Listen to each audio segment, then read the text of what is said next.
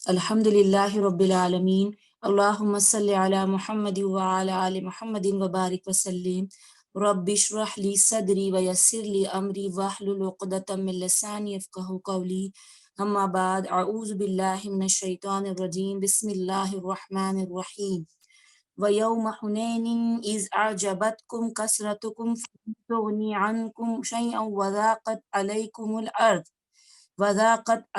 الْأَرْضُ بِمَا رَحُبَتْ ثُمَّ وَلَّيْتُمْ مُدْبِرِينَ ثُمَّ أَنزَلَ اللَّهُ سَكِينَتَهُ عَلَى رَسُولِهِ وَعَلَى الْمُؤْمِنِينَ وَأَنزَلَ جُنُودًا لَمْ تَرَوْهَا وَعَذَّبَ الَّذِينَ كَفَرُوا وَذَلِكَ جَزَاءُ الْكَافِرِينَ۔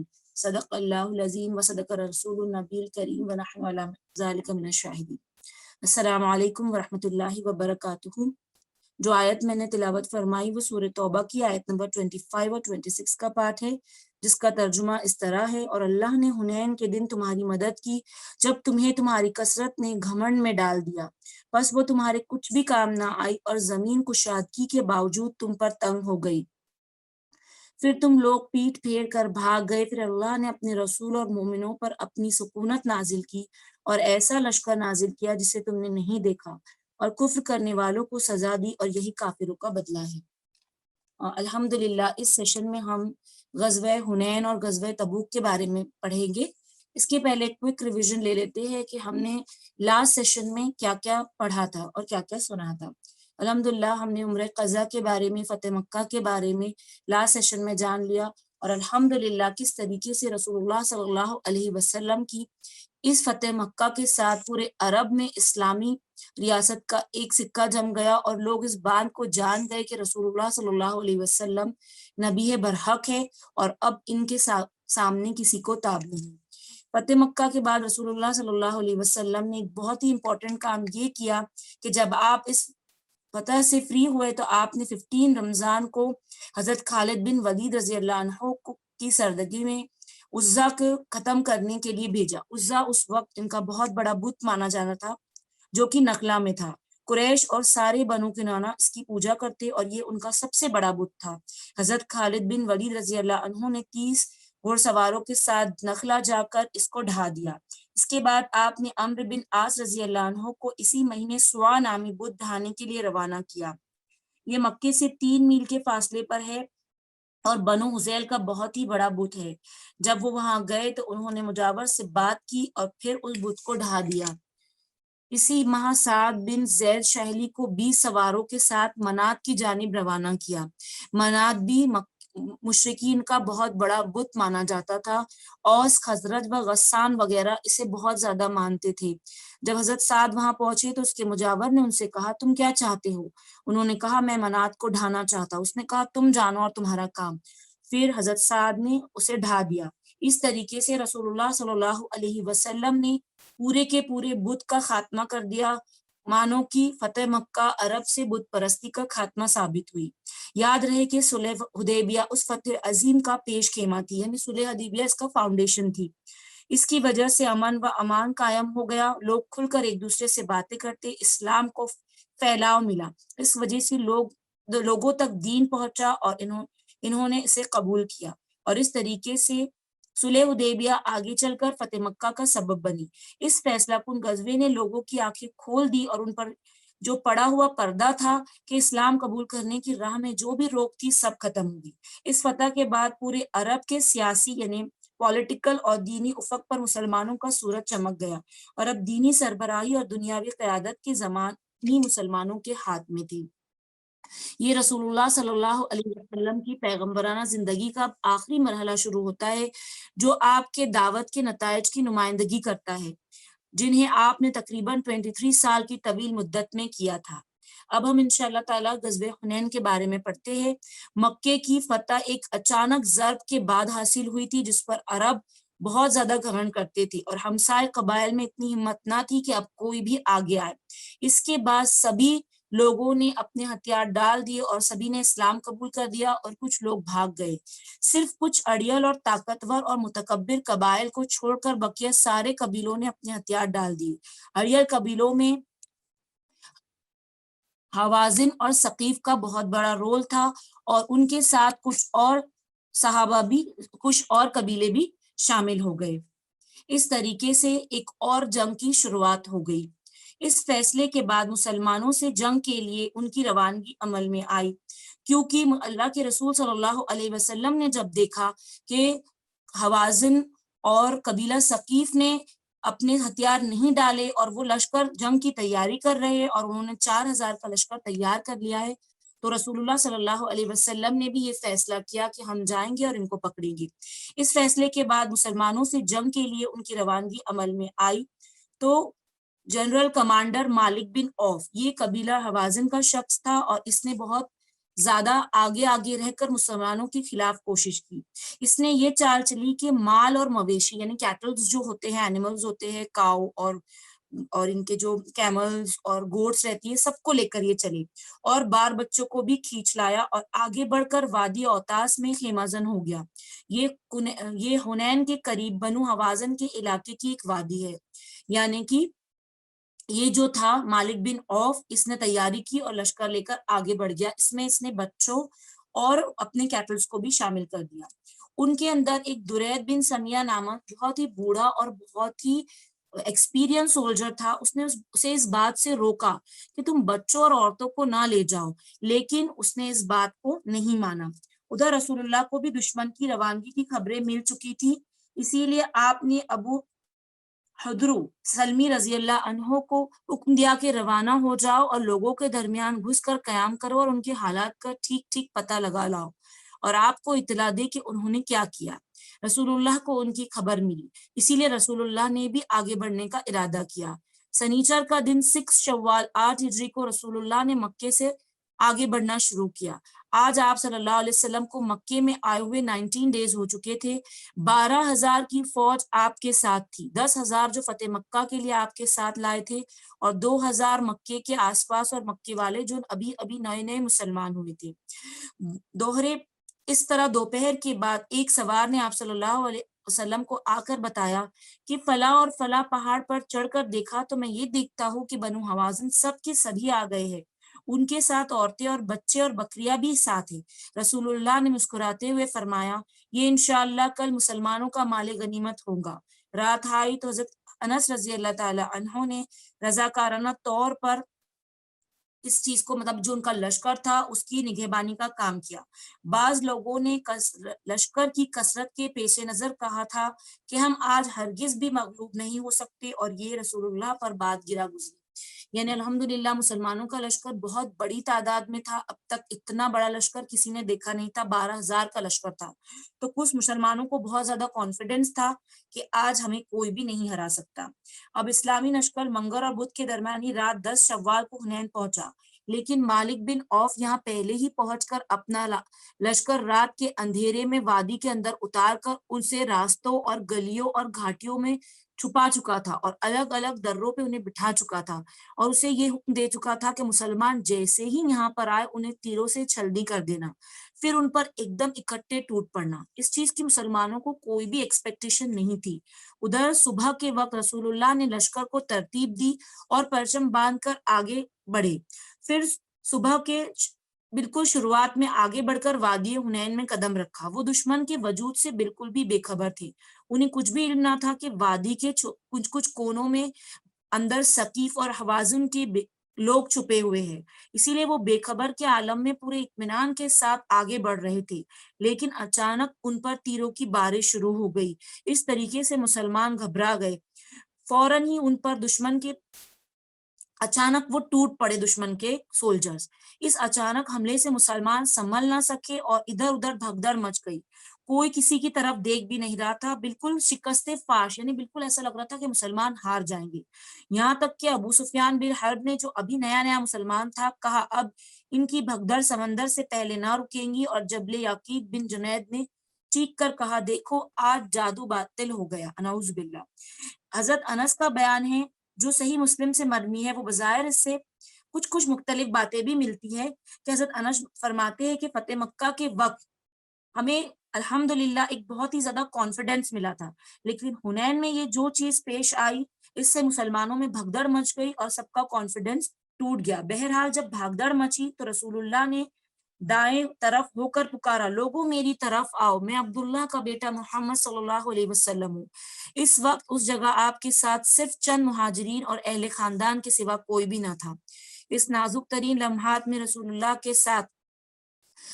کے ساتھ ان کے خاندان کے لوگ تھے اور انہوں نے انہیں ہمت دی۔ رسول اللہ نے بہت ہی زیادہ شجاعت کا معاملہ کیا اور آپ آگے بڑھتے چلے گئے اور بالکل بھی پیچھے نہ ہٹے، اور آپ یہ فرماتے جاتے، میں نبی ہوں، میں یہ جھوٹ نہیں، میں عبد المطلب کا بیٹا ہوں۔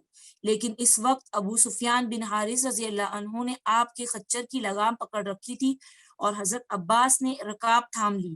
دونوں خچر کو روک رہے تھے کہ کہیں تیزی سے آگے نہ بڑھ جائے۔ اس کے بعد رسول اللہ نے اپنے چچا حضرت عباس رضی اللہ عنہ، جن کی آواز بہت ہی بلند تھی، ان کو حکم دیا کہ صحابہ کو پکارے اور انہیں یہاں بلائے۔ حضرت عباس کہتے ہیں کہ میں نے نہایت ہی بلند آواز یعنی بہت ہی زور سے پکارا، درخت والو، بیت والو یعنی بیت رضوان کے وقت جو صحابہ تھے، کہاں ہو؟ واللہ وہ لوگ میری آواز سن کر اس طرح میری طرف مڑے جیسے گائے اپنے بچے کی آواز سن کر مڑتی ہے۔ ہاں ہاں ہم آ رہے، اور اپنی تلوار اور ڈھال سنبھال کر اونٹ کو لے کر اپنے پاس آ گئے۔ اس طرح جب آپ کے پاس 100 آدمی جمع ہو گئے تو انہوں نے دشمن کا استقبال کیا اور لڑائی شروع کر دی۔ دیکھیے پورے اتنے سارے سامنے سولجرز ہیں، لیکن رسول اللہ صلی اللہ علیہ وسلم نے اتنی ہمت دکھائی کہ مسلمانوں کے بھاگنے کے بعد بھی آپ پیچھے نہیں ہٹے، اور رسول اللہ صلی اللہ علیہ وسلم اپنے کام کو جاری رکھتے ہوئے آگے بڑھے۔ آپ نے یہ حکمت عملی کو اختیار فرمایا کہ حضرت عباس کی آواز بڑی تھی، انہیں کہا کہ سب کو آواز لگا کے بلاؤ۔ اس کے بعد انصار کو پکارا گیا، انصاریو، پھر یہ پکار بنو حارث خزرج کے اندر گئی۔ ادھر مسلمانوں نے جس رفتار سے میدان چھوڑا تھا اسی رفتار سے واپس آتے چلے گئے، اور دیکھتے ہی دیکھتے بہت ہی دھواں جنگ شروع ہو گئی۔ رسول اللہ صلی اللہ علیہ وسلم نے میدان جنگ کی طرف دیکھا تو گھماسان کی لڑائی ہو رہی تھی۔ فرمایا اب چولہا گرم ہو گیا ہے۔ پھر آپ صلی اللہ علیہ وسلم نے زمین سے ایک مٹھی مٹی لے کر دشمن کی طرف پھینکتے ہوئے فرمایا، شاہت الوجوہ، چہرے بگڑ جائے۔ یہ مٹھی بھر مٹی اس طرف پھیلی کہ دشمن کا کوئی آدمی ایسا نہ تھا جس کی آنکھ اس سے نہ بھر گئی ہو۔ اس کے بعد ان کو قوت ٹوٹتی چلی گئی اور ان کا کام بالکل ختم ہوتا نظر آیا۔ اس طریقے سے مٹی پھینکنے کے بعد چند ہی گھڑیاں گزری تھی کہ دشمن کو فاسٹ شکست ہوئی، یعنی دشمن نے بالکل بھی ہتھیار ڈال دیے۔ ثقیف کے تقریباً 70 آدمی قتل کیے گئے اور ان کے پاس جو کچھ مال، ہتھیار اور بچے عورتیں تھے سب چھوڑ کر بھاگ گئے۔ شکست کھانے کے بعد دشمن کے گروہ نے 3 جگہ بھاگنا شروع کیا، اس میں ایک طائف، دوسرا نخلا اور تیسرا اوتاس کی طرف بھاگی۔ رسول اللہ نے ابو عامر اشعری رضی اللہ عنہ کو کہا کہ ان کا پیچھا کرو۔ ایک جماعت ان کے ساتھ اوتاس کی طرف روانہ ہوئی۔ یہ جو گروپس تھے، جو مشرکین تھا اور سامنے مسلمان تھے، ان میں تھوڑی سی جھڑپ ہوئی اور اس کے بعد مشرکین بھاگ کھڑے ہوئے۔ البتہ اسی جھڑپ میں اس دستے کے کمانڈر ابو عامر اشعری رضی اللہ عنہ شہید ہو گئے۔ مسلمان گھوڑ سواروں کی دوسری جماعت نے نخلا کی طرف ہونے والے مشرکین کا پیچھا کیا اور درید بن سمیہ کو جا پکڑا، جسے ربیعہ بن رفیع نے قتل کر دیا۔ اس طرح شکست خور مشرکین نے تیسرے اور سب سے بڑے گروہ کا پیچھا کرنے میں، جس نے طائف کی راہ لی تھی، خود رسول اللہ مال غنیمت جمع فرمانے کے بعد روانہ ہوئے۔ یعنی مشرکین جو تھے 3 جگہ بھاگے اور تینوں کو رسول اللہ صلی اللہ علیہ وسلم نے اپنے ساتھی بھیج کر پکڑوا دی۔ 2 تو پکڑے گئے اور تیسرا جو تھا، جو طائف کی طرف بھاگا، انہیں رسول اللہ صلی اللہ علیہ وسلم نے پہلے مال غنیمت کو ایک جگہ جمع کروایا اور پھر خود رسول اللہ اپنے ساتھ خالد بن ولید رضی اللہ عنہ کو لے کر طائف کی طرف آگے بڑھے۔ مال غنیمت بہت زیادہ تھا، قیدی 6000 تھے، اونٹ 24000 تھے، بکریاں 40000 سے زیادہ تھی، چاندی 4000 روپیہ یعنی 1,60,000 درہم، جس کی مقدار 6 کوئنٹل سے کچھ کلو کم ہوتی ہے۔ رسول اللہ نے ان سب کو جمع کرنے کا حکم دیا، پھر اسے زیرانہ میں روک کر حضرت مسعود بن عمر غفاری رضی اللہ عنہ کی نگرانی میں دے دیا، اور جب تک غزوہ طائف سے فارغ نہ ہو گئے یہ مال غنیمت تقسیم نہ کیا گیا۔ قیدیوں میں شیمہ بنت حارث سعد بھی تھی، جو رسول اللہ کی رضائی بہن تھی۔ رضائی بہن یعنی دودھ شریک بہن۔ جب انہیں رسول اللہ کے پاس لایا گیا اور انہیں اپنا تعارف کرایا تو انہیں رسول اللہ نے ایک علامت کے ذریعے پہچان لیا، پھر ان کی بڑی قدر و عزت کی، اپنی چادر بچھا کر بٹھایا اور احسان فرماتے ہوئے ان کی قوم میں واپس لوٹا دیا۔ ہمارے رسول اللہ صلی اللہ علیہ وسلم بہت ہی زیادہ صلح رحمی کرنے والے اپنے رشتہ داروں کی عزت کرنے والے تھے. ہر جگہ ہم کو رسول اللہ کے اعلیٰ اخلاق کا نمونہ ملتا ہے. ہمارے نبی صلی اللہ علیہ وسلم نے اپنی جب رضائی بہن کو دیکھا تو ان کا بہت زیادہ استقبال کیا، جبکہ وہ قیدی کی شکل میں آپ کے پاس آئی تھی، لیکن آپ نے ان کے لیے اپنی چادر کو بچھایا اور احسان کرتے ہوئے انہیں واپس کر دیا. پھر اللہ کے رسول صلی اللہ علیہ وسلم جنرل آگے بڑھے. جنرل کمانڈر مالک بن اوف نصری کے ساتھ بھاگ کر طائف جو آئے ہوئے مشرکین تھے وہاں جا کر قلعے میں بند ہو گئے. رسول اللہ نے حنین سے فارغ ہو کر اور زیرانہ میں مال غنیمت جمع کر اسی ماہ شوال 8 میں طائف کا قصد کیا. اس مقصد کے لیے خالد بن ولید رضی اللہ عنہ کے سردگی میں 1000 کی فوج کا اول دستہ روانہ کیا. پھر آپ خود طائف آگے بڑھے. پھر سفر جاری رکھتے ہوئے طائف پہنچے اور قلعہ طائف کے قریب خیمہ زن ہو کر اسے گھیر لیا. یعنی جس خیمے میں جو مشرکین بھاگ کر چھپے تھے اس کو گھیر لیا. صحیح مسلم میں حضرت انس کی روایت ہے کہ 40 دن تک جاری رہا، یعنی 40 ڈیز تک وہ لوگ اس قلعے کو گھیرے رہے. اہل سیر یعنی جو سیرت رائٹرز ہیں میں سے بعض نے اس مدت کو اختلاف بتایا ہے. کسی نے 10 دن، کسی نے 24 دن یا اس سے زیادہ بتایا ہے. دوران محاصرہ یعنی جب گھیرے ہوئے تھے تو تیر اندازوں اور پتھر بازی کے واقعات بھی بہت پیش آئے، بلکہ پہل جب مسلمانوں نے گھیرا کیا تو قلعے کے اندر سے ان پر شدت سے تیر اندازی کی گئی کہ معلوم ہوتا تھا کہ ٹڈی دل چھایا ہوا. اتنے زیادہ انہوں نے تیر برسائے. اس سے بہت سارے مسلمان زخمی ہوئے، 12 شہید ہوئے اور انہیں اپنا کیمپ اٹھا کر موجودہ مسجد طائف کے پاس لے جانا پڑا. یعنی مسلمان کو تھوڑا پیچھے ہٹنا پڑا کیونکہ قلعے سے بہت تیزی سے تیر اندازی ہو رہی تھی. رسول اللہ نے دشمن کو جھکانے کے لیے بہت سی جنگی حکمت عملی کے طور پر حکم دیا کہ انگور کے درخت کاٹ کر جلا دیے جائے، کیونکہ یہ ان کی بہت زیادہ پسندیدہ چیز تھی. مسلمانوں نے ذرا بڑھ چڑھ کر کٹائی شروع ہی کر دی تھی.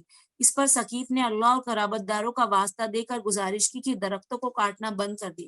آپ نے اللہ کے واسطے اور قرابت داری کے لیے ہاتھ روک دیا. یہ اتنی امپورٹنٹ جنگ ہے، لیکن جیسے انہوں نے نرمی سے سوال کیا رسول اللہ سے، حالانکہ انہوں نے اپنے آپ کو سرنڈر نہیں کیا، لیکن سوال کیا کہ آپ جھاڑ کا کاٹنا بند کر دیجیے، تو رسول اللہ نے روک دیا اس چیز کو. اس دوران رسول اللہ کے ایک منادی یعنی جو اعلان کرنے والا ہوتا ہے اس نے اعلان کیا، جو غلام قلعے سے اتر کر ہمارے پاس آ جائے وہ آزاد ہے. اسے اعلان پر 23 آدمی قلعے سے نکل کر مسلمانوں میں آ شامل ہوئے. جب محاصرہ بہت دنوں تک چل گیا اور قلعہ قابو میں نظر نہ آیا تو اور مسلمانوں پر تیر کی بارش اور گرم لوگوں کی زد پڑی، اور ادھر اہل قلعہ نے سال بھر کا سامان بھی جمع کر لیا. یعنی جو قلعے میں لوگ جمع تھے ان کے پاس سال بھر کا سامان تھا کھانے پینے کا، تو اتنے آسانی سے وہ سرنڈر نہیں کر سکتے تھے. تو رسول اللہ نے نوافل بن معاویہ سے مشورہ کیا. یہ رسول اللہ کی سنت تھی، آپ بڑے مشکل کے حالات پر ہمیشہ مشورہ کرتے. اس نے کہا لومڑی اپنے بھٹ میں گھس گئی ہے، اگر آپ اس پر ڈٹے رہے تو پکڑ لیں گے، اور اگر چھوڑ کر چلے گئے تو آپ کا کچھ بھی نہ بگاڑ سکیں گے. یہ سن کر رسول اللہ نے محاصرہ ختم کرنے کا فیصلہ کیا اور حضرت عمر بن خطاب رضی اللہ عنہ کے ذریعے لوگوں میں اعلان کرا دیا کہ ہم انشاءاللہ کل واپس ہو جائیں گے. لیکن یہ اعلان صحابہ کرام پر گرا گزرا. وہ کہنے لگے ہو نہ ہو طائف فتح کیے بغیر واپس نہ ہوں گی. رسول اللہ نے فرمایا اچھا تو ٹھیک ہے، آپ کا اگر یہی مشورہ ہے تو میں اسے مانتا ہوں، کل صبح لڑائی پر چلیں گے. چنانچہ دوسرے دن لوگ پھر لڑائی پر گئے، لیکن چوٹ کھانے کے سوا کچھ بھی حاصل نہ ہوا. تو اس کے بعد آپ نے پھر فرمایا کہ ہم انشاءاللہ کل واپس ہوں گے.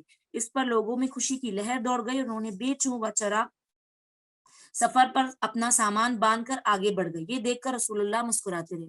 رسول اللہ کی یہ حکمت عملی تھی کہ وہ جانتے تھے کہ طائف والوں کے پاس اب کوئی راستہ نہیں ہے سرنڈر کرنے کے لیے، اور آپ جانتے تھے کہ یہاں پر رہ کر مسلمانوں کا نقصان کرنے سے بہتر ہے پلٹ جایا جائے. پھر لوگوں نے رسول اللہ سے کہا کہ آپ ثقیف پر بددعا کر دی. آپ نے فرمایا اے اللہ ثقیف کو ہدایت دے اور انہیں لے آ. دیکھیے رسول اللہ نے بددعا کا جواب بھی کتنا بہترین دیا. آپ کی بددعا بلکہ دعا ہے، بددعا نہیں، کہ رسول اللہ نے ان کے لیے ہدایت کی دعا کی. اب رسول اللہ صلی اللہ علیہ وسلم واپس لوٹ آئے اور زیرانہ میں جو بہت سارا مال غنیمت رسول اللہ صلی اللہ علیہ وسلم کو ملا تھا اس جنگ میں، جو جنگ حنین ہے، اسے تقسیم کرنے کا کام شروع کیا. رسول اللہ طائف سے محاصرہ ختم کر کے واپس آئے تو زیرانہ میں کئی روز مال غنیمت تقسیم کیے بغیر ٹھہرے رہے. یعنی آپ صلی اللہ علیہ وسلم پہنچ تو گئے مال کے پاس، لیکن وہاں پہ رکے رہے. ان کے رکنے کا مقصد یہ تھا کہ حوازن کا وفد فرما بردار ہو کر آپ کی خدمت میں آ جائے اور اس نے جو کچھ کھویا ہے سب لے جائے. رسول اللہ پورا سامان ان کو واپس دے دینا چاہتے تھے، ان کے کیملز، ان کی گوٹس اور ان کے بچے اور ان کی عورتیں سب رسول اللہ ان کو واپس دے دینا چاہتے تھے، لیکن کافی دنوں تک ہو جانے کے بعد جب کوئی نہ آیا تو آپ نے مال تقسیم کرنا شروع کر دیا تاکہ قبائل کے سردار اور مکے کے جو بڑے بڑے لوگ ابھی ابھی نو مسلم ہوئے ہیں، جن کے اندر مال کی بہت حرص ہے، ان کی زبان خاموش ہو جائے۔ مؤلفۃ القلوب، یہ وہ لوگ ہوتے ہیں جو اسلام کی طرف یا تو رغبت ہوتے ہیں یا ان کو رغبت دلانے کی کوشش کرنا رہتا ہے، تو مؤلفۃ القلوب یعنی ان کے دل کو اسلام کی طرف راغب کرنے کے لیے، تو ان کی قسمت میں سب سے پہلے چمک گئی اور انہیں بڑے بڑے حصے دیے گئے۔ سب سے پہلے ابو سفیان بن حرب کو 40 اقیہ کچھ کم 6 کلو چاندی اور 100 اونٹ دیے گئے۔ اس نے کہا میرا بیٹا یزید، آپ نے اتنا ہی یزید کو بھی دے دیا۔ اس نے کہا میرا بیٹا معاویہ، آپ نے اتنا ہی معاویہ کو بھی دے دیا۔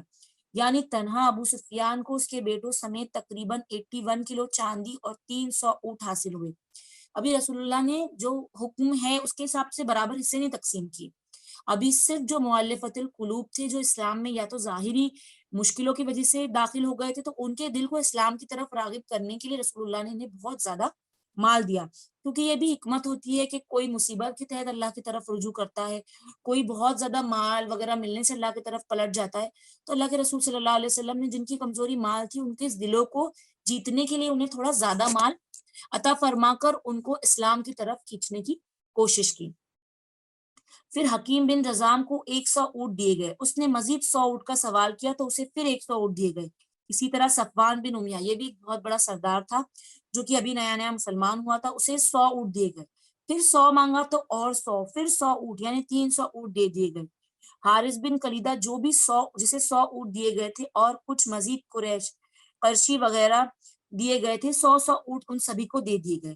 کچھ دوسروں کو 50 اور 40 اونٹ دیے گئے، یہاں تک کہ لوگوں میں مشہور ہو گیا کہ محمد صلی اللہ علیہ وسلم اس طرح عطیہ دیتے کہ انہیں فکر و فاقے کا کوئی اندازہ ہی نہیں۔ چنانچہ مال کی طلب میں بدو آپ پر ٹوٹ پڑے اور آپ کو ایک درخت کی جانب سمٹنے پر مجبور کر دیا۔ اب یہ بدو لوگ جو ہوتے ہیں وہ آس پاس میں جو علاقے میں رہتے تھے وہ آگے، تو آپ صلی اللہ علیہ وسلم آگے کی طرف بڑھ گئے۔ اس کے بعد آپ نے اپنے اونٹ کے بازو میں کھڑے ہو کر کوہان اور کچھ بال لیے اور اس طرح آپ صلی اللہ علیہ وسلم ایک طرف ہٹ گئے۔ مؤلفۃ القلوب کو دینے کے بعد رسول اللہ نے حضرت زید بن ثابت رضی اللہ عنہ کو حکم دیا کہ مال غنیمت اور فوج کو بالکل ایکولی ڈسٹریبیوٹ کر کے ان میں تقسیم کا حساب لگائے۔ انہوں نے ایسا کیا تو ایک ایک فوجی کے حصے میں 4 اونٹ اور 40 بکریاں آئی۔ جو گھوڑ سوار تھا اسے 12 اونٹ اور 120 بکریاں ملی۔ اس طریقے سے رسول اللہ صلی اللہ علیہ وسلم نے تقسیم کا انتظام فرمایا۔ یہ تقسیم ایک حکیمانہ سیاست پر مبنی تھی، کیونکہ دنیا میں بہت سے لوگ ایسے ہوتے ہیں جو اپنے عقل کے راستے سے نہیں بلکہ پیٹ کے راستے سے حق پر لائے جاتے ہیں۔ یعنی جس طرح لوگ جانوروں کو ایک مٹھی ہری گھاس دکھلا جائے اور وہ ان کی طرف بڑھتے لپکتے ہیں، اپنے محفوظ ٹھکانے تک جا پہنچتے ہیں، اسی طرح کچھ قسم کے ایسے انسان بھی ہوتے ہیں جنہیں مختلف ڈھنگ سے اسلام کی طرف راغب کیا جاتا ہے، اور پھر جب دین کی بات ان تک پہنچ جاتی ہے تو وہ اسلام میں آ جاتے ہیں۔ لیکن ایسا ہوا کہ اب انصار کو غم اور اضطراب ہونے لگا، کیونکہ رسول اللہ صلی اللہ علیہ وسلم کی ہر جگہ انہوں نے نصرت، مدد اور تائید کی تھی۔ جب سب نے ان کو نکالا تو انہوں نے رسول اللہ کو ایکسیپٹ کیا، ہر مشکل کے وقت رسول اللہ کے ساتھ رہے، ہر بار رسول اللہ کی فرمانبرداری کی۔ اور اب انہوں نے جب یہ دیکھا کہ رسول اللہ نے، ابھی وہ جانتے نہیں تھے کہ رسول اللہ کی کیا حکمت تھی اس کے پیچھے، اسی لیے ان کے دل میں یہ رنج اور غم تھا کہ رسول اللہ اپنے مکے والوں کی طرف ہو گئے ہیں، اپنے لوگوں کی طرف آ گئے ہیں، اور ان کے دل میں بہت زیادہ غم آنے لگا کہ یہ کیا ہوا۔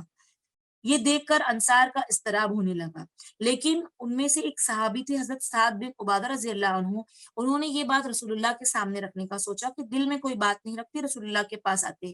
وہ رسول اللہ کے پاس گیا اور انہوں نے عرض کیا، یا رسول اللہ، آپ نے اس حاصل شدہ مال میں جو کچھ کیا ہے اس پر انصار اپنی جی میں تاب کر رہے ہیں اور اپنے دل میں غمگین ہے، آپ نے اسے اپنی قوم میں تقسیم فرمایا، یعنی آپ نے مکے والوں کو دے دیا تھا، اسی لیے ان کے دل میں قبائل عرب کو بڑے بڑے عطیے دیے لیکن انصار کو کچھ نہ دیا اور انہیں سادہ حصہ مل رہا ہے۔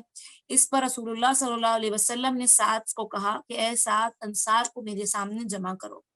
پھر جب وہ جمع ہو گئے تو حضرت سعد رسول اللہ کو بلائے، رسول اللہ تشریف لائے اور اللہ کی حمد و ثنا کے بعد فرمایا، انصار کے لوگوں، تمہاری یہ کیا غم کی بات ہے جو میرے علم میں آئی ہے، اور یہ کیا ناراضگی ہے جو جی میں تم نے مجھ سے محسوس کی ہے؟ کیا ایسا نہیں ہے کہ میں تمہارے پاس اس حالت میں آیا کہ تم گمراہ تھے، اللہ نے تمہیں ہدایت دی، اور محتاج تھے اللہ نے تمہیں غنی کر دیا، اور باہم دشمن تھے اللہ نے تمہارے دل جوڑ دیے؟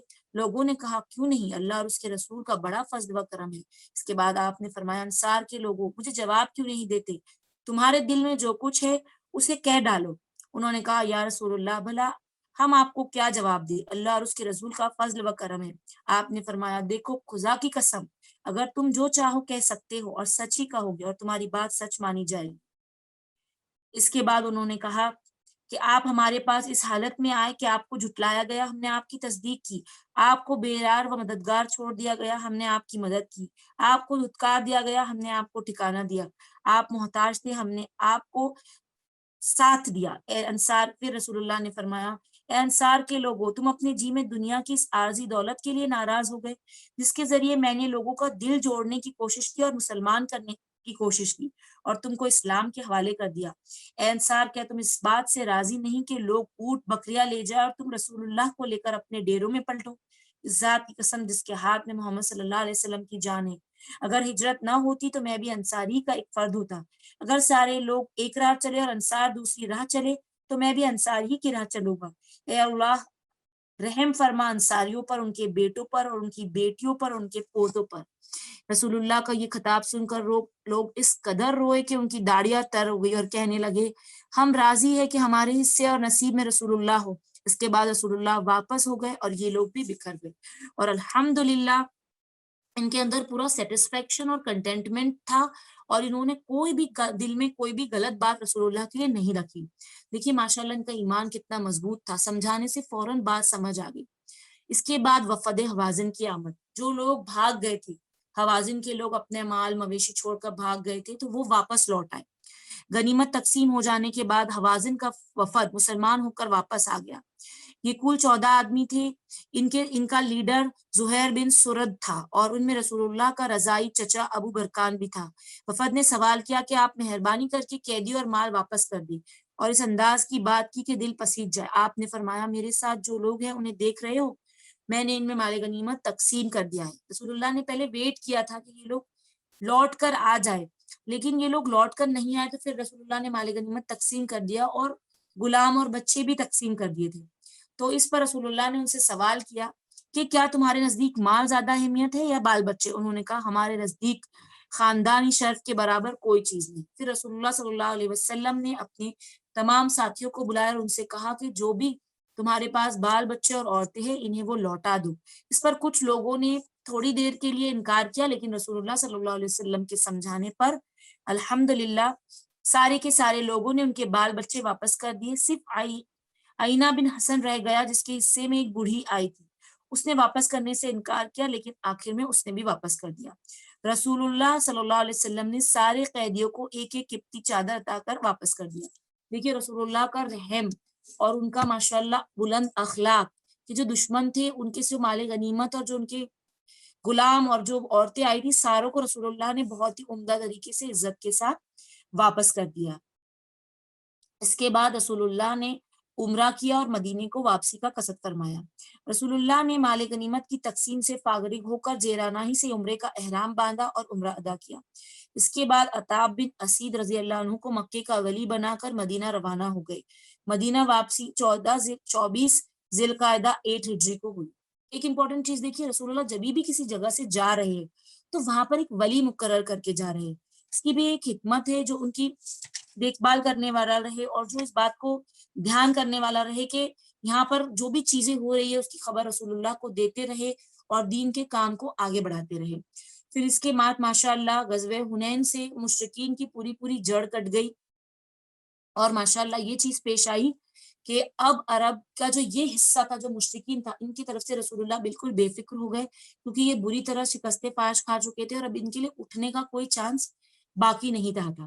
پھر رسول اللہ نے حصول زکوٰۃ کا ارینجمنٹ کیا اور الگ الگ لوگوں کو اپوائنٹ کیا کہ الگ الگ قبیلے کی طرف جائے۔ فار ایگزامپل رسول اللہ نے یزید بن ابو الحسین کو اسلم اور غفاری قبیلے کی طرف روانہ کیا، رافع بن مکیس کو جوہینہ کی طرف، ایسے الگ الگ قبیلوں کی طرف رسول اللہ صلی اللہ علیہ وسلم نے الگ الگ جگہوں پر لوگوں کو زکوٰۃ وصول کرنے کے لیے بھیجا۔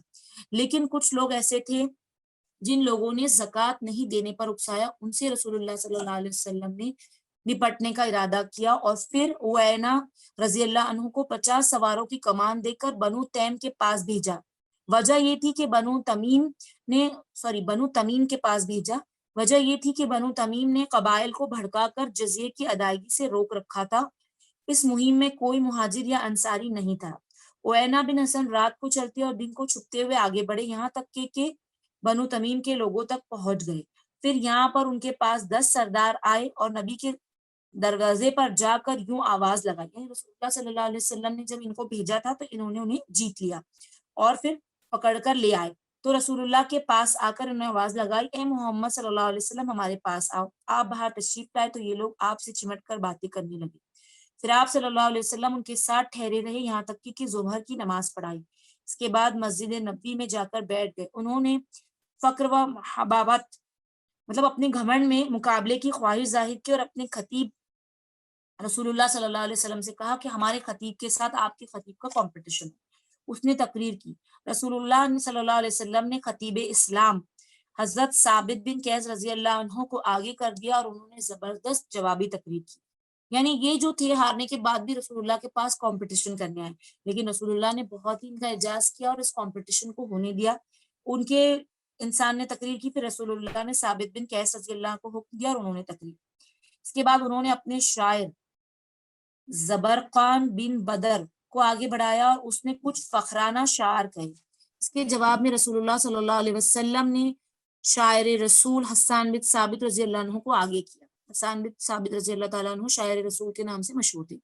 جب دونوں خطیب دونوں شاعر فارغ ہو چکے تو ان کا جو ایک لیڈر تھا اس نے خود ہی کہا کہ ان کے خطیب ہمارے خطیب سے زیادہ بہتر ہے اور ان کے شاعر ہمارے شاعر سے زیادہ حکمت کی بات کرتے ہیں۔ اس کے بعد ان لوگوں نے اسلام قبول کر لیا۔ رسول اللہ نے انہیں بہترین تحائف سے نوازا اور ان کی عورتیں اور بچے انہیں واپس کر دی، اور اس طریقے سے الحمدللہ یہ سریہ جو سریہ عوائنہ تھا اس میں بھی کوئی زیادہ خون ریزی نہیں ہوئی اور ماشاءاللہ مسلمان کامیاب ہو کر پوری طریقے سے سکسیسفل ہو گئے اور ماشاءاللہ اس طرف سے فری ہو گئے۔ لیکن فتح مکہ کے بعد رسول اللہ صلی اللہ علیہ وسلم کے ساتھ ایک بہت ہی زبردست فیصلہ کن معرکہ پیش آیا جو کہ غزوہ تبوک کے نام سے مشہور ہے۔ فتح مکہ سے اب رسول اللہ عرب سے پوری طرح فری ہو چکے تھے اور انہیں کوئی ٹینشن نہیں تھا، لیکن اب یہ جو تھا ایک ایسی طاقت تھی جو مدینے کا رخ کرے ہوئے تھی، کسی وجہ سے بغیر مسلمانوں کو چھیڑ چھاڑ کیے وہ نہیں رک سکتی تھی۔ یہ طاقت رومیوں کی تھی جو اس وقت روئے زمین میں سب سے بڑی فوجی طاقت مانی جاتی تھی۔ اس کے پہلے میں آپ کو لاسٹ لیکچر میں بتا چکی ہوں کہ جنگ موتا جو ہوئی تھی یہ بھی رومیوں کے ساتھ ہی ہوئی تھی اور اس کا کوئی رزلٹ نہیں آیا تھا اور دونوں فوجیں پیچھے ہٹ گئی تھی۔ لیکن جب جو ان کا بادشاہ تھا قیصر روم، اس کو جب یہ بات پتہ چلی تو اس کے دل میں یہ بات تھی کہ کسی نہ کسی طرح مسلمانوں کو کچل دیا جائے اور ان کا خاتمہ کر دیا جائے اور ایک بار میں اسلام کا خاتمہ ہو جائے عرب سے اور پھر میرا جھنڈا بلند ہو جائے۔ ان مصلحتوں کے پیش نظر ابھی جنگ موتا پر 1 سال بھی نہ گزرا تھا کہ قیصر روم نے اپنے لوگوں کو اور اپنے ماتحت عربوں میں آل غسان وغیرہ سب کو جمع کر ایک بہت بڑی فوج تیار کرنے میں لگ گیا۔ اب ادھر مدینے میں پے در پہ خبریں پہنچ رہی تھی کہ رومی مسلمانوں کے خلاف ایک فیصلہ کن جنگ کی تیاری کر رہے۔ اس کی وجہ سے مسلمانوں کی ہمت ہر وقت ہی کھٹکا لگا رہتا تھا اور ان کے کان کسی بھی غیر مانوس آواز کو سن کر کھڑے ہو جاتے۔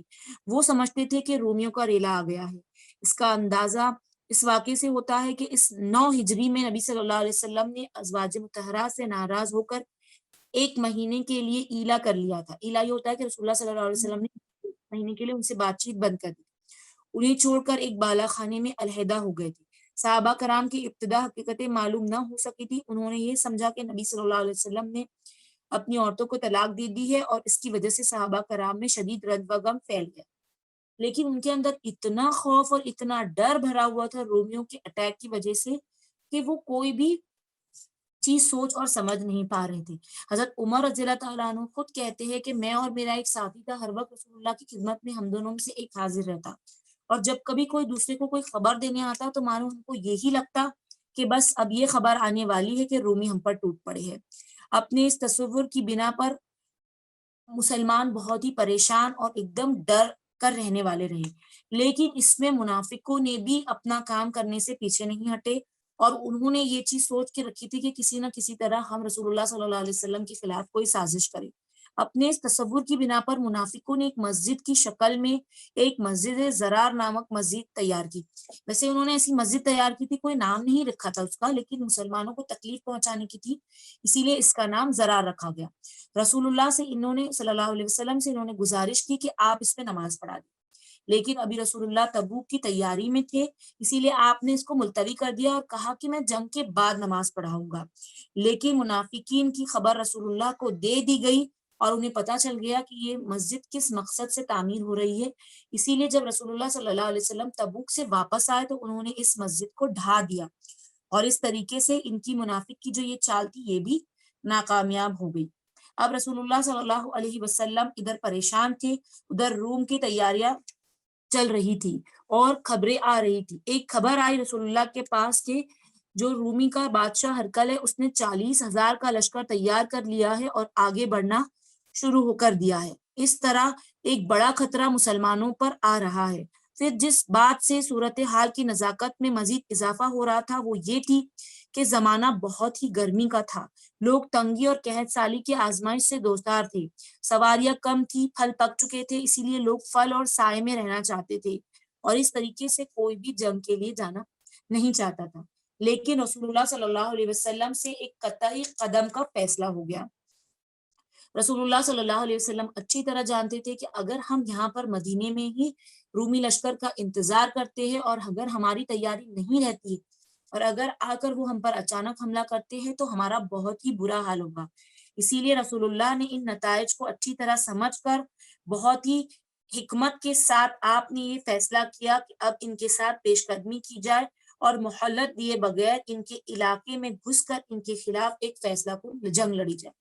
یعنی رسول اللہ نے یہ فیصلہ کیا کہ وہ ہم تک آئے اس سے پہلے ہم تیار ہو کر ان کے پاس پہنچ جاتے ہیں۔ یہ معاملہ طے کرنے کے بعد آپ صلی اللہ علیہ وسلم نے صحابہ کرام میں اعلان فرما دیا کہ لڑائی کی تیاریاں کریں۔ قبائل عرب اور اہل مکہ کو بھی پیغام دے دیا گیا کہ لڑائی کے لیے نکل پڑے، یعنی عرب کے جتنے بھی قبائل اسلام قبول کیے تھے اور جو مکے میں لوگ مسلمان ہوئے تھے سب کو بلا لیا گیا کہ لڑائی کے لیے آ جائیں۔ آپ کا دستور تھا کہ جب کسی غزوے کا ارادہ فرماتے اور کسی جانب تو کہیں اور روانہ ہوتے، آپ کبھی بھی اپنے غزوے کی خبر پوری طرح کلیئرلی نہیں دیتے، لیکن اس صورتحال کی نزاکت اور تنگی کی شدت کے سبب اس بار آپ نے صاف صاف اعلان فرما دیا کہ رومیوں سے جنگ کا ارادہ ہے تاکہ لوگ مکمل تیاری کر لے۔ آپ نے اس موقع پر لوگوں کو جہاد کی ترغیب دی اور جہاد کا مقصد سمجھایا اور جہاد کے لیے آگے بڑھایا۔ جنگ ہی پر ابھارنے کے لیے سورہ توبہ کا بھی ایک ٹکڑا نازل ہوا، ساتھ ہی آپ نے صدقہ و خیرات کرنے کی فضیلت بیان کی اور اللہ کی راہ میں اپنا نفس و مال خرچ کرنے کی رغبت دی۔ یہ بہت بڑا لشکر تھا اور ان سے لڑائی کرنے کے لیے بہت زیادہ تیاریوں کی بھی ضرورت تھی، اور اتنا مال مسلمانوں کے پاس نہیں تھا کہ اتنے بڑے لشکر کے لیے پوری طریقے سے تیاری کی جا سکے، سواریوں کا انتظام کیا جا سکے۔ تو رسول اللہ نے اپنے ساتھیوں کو جمع کر کے انہیں صدقات، خیرات اور اللہ کی راہ میں جان مال سے خرچ کرنے کی تلقین کی۔ صحابہ کرام نے جیسے ہی رسول اللہ صلی اللہ علیہ وسلم کا ارشاد سنا کہ آپ رومیوں سے جنگ کی دعوت دے رہے ہیں، آپ جھٹ اس کی تعمیل کے لیے دوڑ پڑے اور پوری تیز رفتاری سے لڑائی کی تیاری شروع کر دی۔ قبیلے اور برادیاں ہر دشا سے مدینے کی طرف اترنا شروع ہو گئے، اور سوائے ان لوگوں کے جن کے دل میں نفاق تھا وہی پیچھے رہے۔ کسی مسلمان نے اس غزوے سے پیچھے رہنا گزارا نہ کیا۔ البتہ 3 مسلمان اس سے الگ رہے جس کا ایمان تو پکا تھا لیکن انہوں نے غزوے میں شرکت نہ تھی۔ حالت یہ تھی کہ حاجت مندوں اور فاقہ کش لوگ آتے اور رسول اللہ سے درخواست کرتے، یعنی اتنے زیادہ لوگ اس جنگ میں شامل ہونے کے لیے تیار تھے کہ جو بہت زیادہ غریب اور حاجت مند تھے، جن کے پاس کچھ بھی مال، کوئی بھی ویپنز ہتھیار نہیں تھا، وہ آپ کے پاس آتے اور کہتے کہ ہمارے لیے سواری فراہم کر دیجئے تاکہ ہم رومیوں سے ہونے والی جنگ میں شریک ہو سکے۔ تو آپ صلی اللہ علیہ وسلم ان سے معذرت کرتے، جس کا ذکر سورہ توبہ آیت نمبر 92 میں اللہ پاک فرماتے ہیں، لا اجد ما احملوکم علیہ تولوا وعانوا اعینوہم تفیض من الدمع وحزانا من الدمع حزانا الا یجد ما ينفقون، میں تمہیں سوار کرنے کے لیے کچھ نہیں پاتا، تو وہ اس حالت میں واپس ہوتے کہ ان کی آنکھوں میں آنسو ہوا کرتے کہ وہ خرچ کرنے کے لیے کچھ بھی نہیں پا رہے۔ یہ غریبوں کا حال تھا کہ وہ لڑنا چاہتے تھے لیکن ان کے پاس کوئی ویپنز، کوئی زرے اور کوئی ہتھیار اور کوئی سواری نہیں تھی، تو وہ روتے ہوئے لوٹ جاتے۔ اس طرح مسلمانوں نے صدقات خیرات کرنے میں ایک دوسرے سے آگے نکلنے کی کوششیں کی۔ حضرت عثمان بن عفان رضی اللہ عنہ نے ملک شام کے لیے قافلہ تیار کیا تھا جس میں پالان اور کجاوے سمیت 100 اونٹ تھے اور 200 تقریباً 19.5 کلو چاندی تھی۔ آپ نے یہ سب صدقہ کر دیا۔ انہوں نے اپنے کام کے لیے اس کی تیاری کی تھی لیکن انہوں نے سارا کا سارا صدقہ کر دیا کہ آپ تبوک کی تیاری کے لیے اس مال کو رکھ لے۔ اس کے بعد پھر 100 اونٹ اور دیے کجاوے کے سمیت، یعنی اس کے اندر جو سامان ہوتا ہے، اس کے جو سیڈل ہوتا ہے، ہر چیز کے ساتھ۔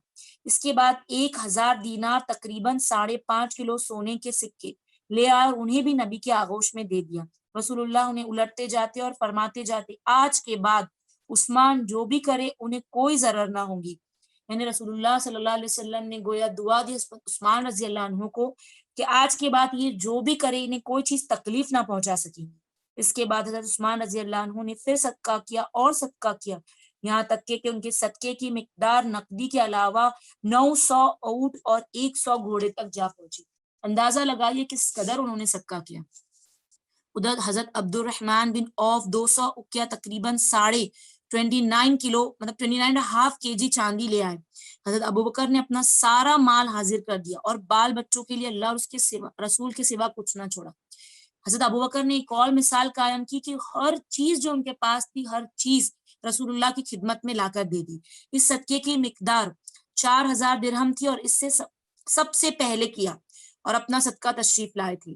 حضرت عمر رضی اللہ عنہ نے اپنا آدھا مال خیرات کیا۔ حضرت عباس رضی اللہ عنہ بہت سا مال لائے۔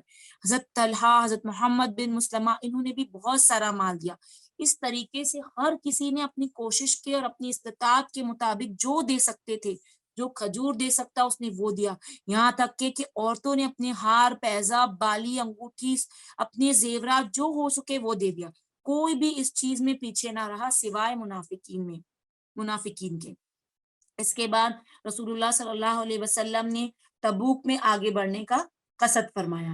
اب رسول اللہ نے تبوک کی طرف نکلنے کا قصد فرمایا۔ بہرحال رسول اللہ نے اس انتظام کے بعد شمال کی جانب کوچ فرمایا اور یہ جمعرات کا دن تھا۔ منزل تبوک کی طرف آگے بڑھے لیکن لشکر بڑا تھا، 30,000 مردان جنگی تھے۔ یعنی رسول اللہ کا جو تبوک کا اسلامی لشکر تھا اس میں 30,000 لوگ تھے۔ اب لیکن اس لشکر کی کچھ پرابلمز یہ تھی کہ اتنے سارے لوگ ہونے کی وجہ سے سب کے پاس proper weapons, proper arms and ammunitions نہیں تھے۔ اتنے بڑے لشکر کے کھانے کا پراپر انتظام بھی نہیں تھا اور اتنا مشکل پڑ رہی تھی ان کو راستے میں کہ ایک ایک انسان 18 آدمیوں پر ایک ایک اونٹ تھا، یعنی ایک ایک اونٹ پر باری باری سے 18 لوگ سوار ہوتے۔ مطلب اتنے سارے لوگوں میں یہ مطلب پرابلم تھی، لیکن بھوک کی اس قدر شدت تھی کہ پتے کھانے کے بعد بھی جب پیٹ نہ بھرتا تو تنگی کے باوجود بھی اونٹ ذبح کر دیے جاتے۔ اس کے بعد یہ لوگ وادی سمود سے گزرے جہاں پر سمود پر عذاب آیا تھا۔ اس پر رسول اللہ صلی اللہ علیہ وسلم نے انہیں یہاں سے جلدی گزرنے کا حکم فرمایا اور یہاں پر کچھ بھی کھانے پینے سے منع کیا۔ پھر اس کے بعد راستے میں لشکر نے سخت پانی کی ضرورت کی شکایت کی، رسول اللہ سے دعا کی طلب کی، آپ نے اللہ سے دعا کی، اللہ نے بادل بھیج دیے، بارش ہوئی، لوگوں نے سیر ہو کر پانی پیا اور ضرورت کا پانی لاد بھی لیا۔ اس طرح اللہ تعالیٰ نے ان کی ایک اور مدد فرمائی۔ پھر رسول اللہ صلی اللہ علیہ وسلم نے راستے میں انہیں فرمایا کہ آندھی چلنے والی ہے، کوئی بھی گھر سے باہر اپنے ٹینٹ سے باہر نہ نکلے اور اپنے جانوروں کو باندھ دی۔ پھر راستے میں رسول اللہ کا معمول تھا کہ آپ ظہر اور عصر کی نماز اکٹھا اور مغرب اور عشاء کی نماز اکٹھی پڑھتے، اسے جمع بین کہا جاتا ہے۔ اور آپ نے کبھی جمع تقدیم اور کبھی جمع تاخیر۔ جمع تقدیم یعنی دونوں ظہر اور عصر کی نماز کو پہلے پڑھ لیا جائے، یعنی ظہر کے وقت پڑھ لیا جائے، اور جمع تاخیر کا مطلب یہ ہوتا ہے کہ ظہر اور عصر کی نماز کو عصر کے وقت پڑھا جائے، یعنی پہلے یا بعد میں۔ اس طریقے سے رسول اللہ صلی اللہ علیہ وسلم نے نماز سے جمع بین ادا کی۔ پھر اسلامی لشکر تبوک پہنچ گیا۔ اسلامی لشکر تبوک میں اتر کر خیمہ زن ہوا، وہ رومیوں سے 2 ہاتھ کرنے کے لیے تیار تھا۔ پھر رسول اللہ نے اپنے لشکر کو مخاطب کر کے نہایت ہی بلیغ خطبہ دیا.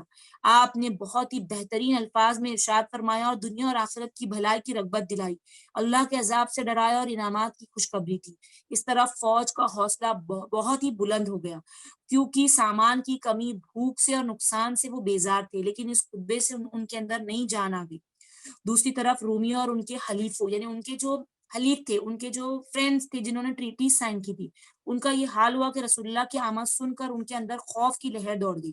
وہ آگے بڑھنے اور ٹکر لینے کی ہمت نہ کر سکے اور اردن ملک کے مختلف شہروں میں بھاگ گئے, بکھر گئے. اس کے طرز عمل کا اثر یہ ہوا کہ پورے عرب کے اندر اور باہر مسلمانوں کی فوجی ساکھ بہت عمدہ طریقے سے جم گئی, اور مسلمانوں نے ایسی پولیٹیکل فائدے حاصل کیے اس جنگ کے رزلٹ میں جس کو حاصل کرنا بالکل بھی آسان نہ تھا.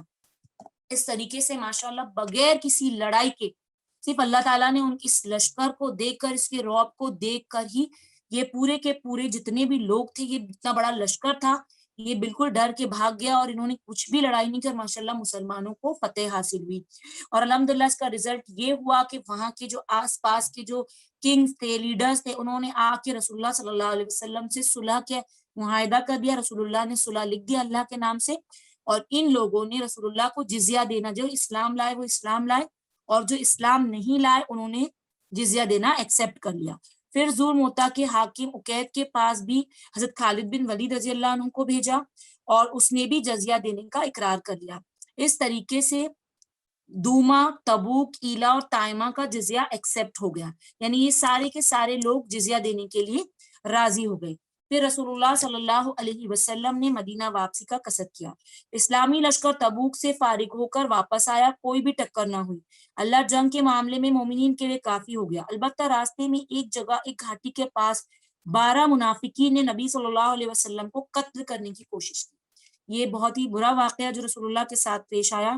اس وقت آپ صلی اللہ علیہ وسلم اس گھاٹی سے گزر رہے تھے, اور آپ کے ساتھ صرف حضرت عمار رضی اللہ عنہ تھے جو اونٹنی کی نکیل تھامے ہوئے تھے, اور حضرت حذیفہ بن یمان رضی اللہ عنہ تھے جو اونٹنی ہانک رہے تھے. باقی صحابہ آس پاس کے علاقوں سے گزر رہے تھے, تھوڑی دوری پر تھے. اسی لیے منافقین نے اس موقع کو اپنے ناپاک مقصد کے لیے فائدے مند سمجھا اور آپ پر اٹیک کیا. ادھر آپ صلی اللہ علیہ وسلم اور آپ کے دونوں ساتھی آگے بڑھ رہے تھے, اور منافقین کی قدموں کی آواز انہیں سنائی دی.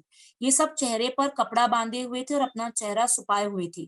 آپ صلی اللہ علیہ وسلم پر تقریباً حملہ کرنے ہی والے تھے کہ آپ صلی اللہ علیہ وسلم نے حضرت حذیفہ رضی اللہ عنہ کو ان کی جانب بھیجا. انہوں نے ان کی سواریوں کے چہرے پر ایک ایسی ڈھال سے ضرب لگائی جس سے انہیں بالکل بھی ڈر لگا اور مرعوب ہو گئے. وہ تیزی سے بھاگ کر دوسرے لوگوں میں جا ملے.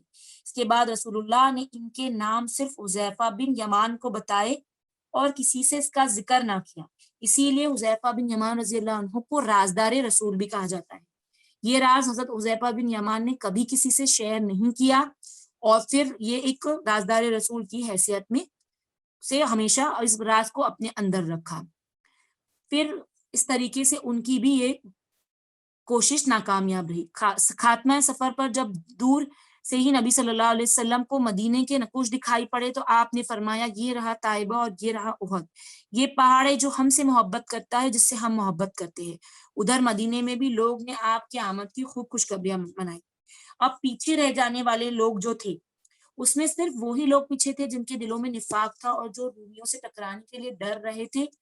تو اس غزوے میں یا تو صرف وہی لوگ پیچھے رہے تھے جس کے پاس کوئی عذر تھا, یا وہ بیمار تھے, یا پھر ان کے پاس مال نہیں تھا, یا منافق جنہوں نے اللہ اور اس کے رسول سے ایمان کا جھوٹا دعویٰ کیا تھا.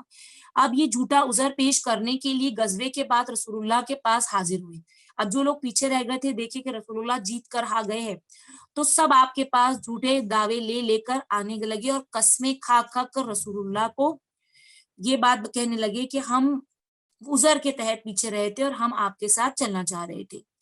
ہاں, صرف 3 آدمی ایسے تھے جو سچے پکے مومن تھے اور کسی وجہ کے بغیر پیچھے رہ گئے تھے. انہیں اللہ نے آزمائش میں ڈالا اور پھر ان کی توبہ قبول فرما لی. یہ تھے حضرت کعب بن مالک, مروہ بن ربیعہ اور حلال بن امیہ رضی اللہ تعالی عنہ. تو انہوں نے سچائی اختیار کرتے ہوئے اقرار کیا کہ ہم نے کسی مجبوری کے بغیر غزوے میں شرکت نہیں کی تھی. اس پر رسول اللہ نے صحابہ کرام کو حکم دیا کہ ان تینوں سے بات چیت نہ کرے. چنانچہ سب سخت خلاف ہو گئے اور بوائکاٹ شروع ہو گیا، کوئی ان سے بات نہ کرتا، لوگ بدل گئے، زمین پہ رہنا ان کے لیے مشکل ہو گیا، کشادگی کے باوجود زمین ان پر تنگ ہو گئی، خود ان کی اپنی جان پر بنائی سختی یہاں تک بڑی کہ 40 روز گزرنے کے بعد یہ حکم آ گیا کہ اپنی عورتوں سے بھی الگ رہے۔ جب بوائکاٹ پر 50 روز پورے ہو گئے تو اللہ نے توبہ قبول کیے جانے کا فتح خوشخبری دے دی۔ یعنی یہ جو 3 لوگ تھے انہوں نے سچی توبہ کی اور رسول اللہ کے پاس آ کر یہ کہہ دیا کہ ہم نے